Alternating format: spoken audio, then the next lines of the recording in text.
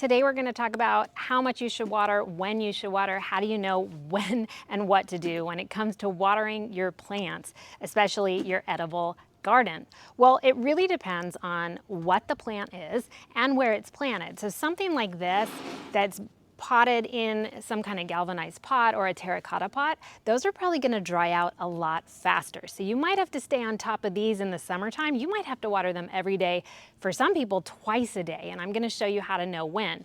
Now, if you're in a raised bed, something like I have behind me, the raised beds are probably going to hold onto that moisture a lot longer, and you might not need to water as much. If it's an in-ground bed as well, you might not, but it is always going to come down to what your weather's like, how much heat, how much sun, how dry it is, how much rain you've received, things like that. So I want to show you sort of a true easy trick to know if you need to water more or water at all, because most people are watering more than they need to, and that can tend to kill a plant before it would die from not getting enough water. So let's go ahead and look at some different cases on when to water.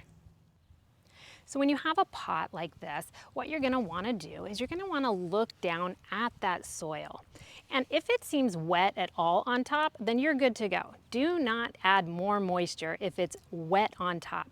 Now you might have some dryness on the very top, but then what you need to do is stick your finger in about an inch and pull your finger out. Now, as you can see, when I pull my finger out, lots of soil is sticking on that because it's very moist and wet in there. So typically, if I put my finger in and no soil comes off at all, it's probably on the dry side. If it comes out like this, it's already wet, it's already moist. Not to mention, I can feel that it's moist in there. In that case, do not water. Again, more people are watering too much versus not enough, and that can be what is harming your plants, killing your plants, or maybe they're just not looking very good. So this one's actually good to go. But if it was dry, I would probably get a watering can more like this in a pot like this. And I would go ahead and water the entire thing all around each base of the plant, get it pretty well soaked, and that would be it for maybe several days. But you honestly have to come back each day to decide if it needs more by doing that little finger test.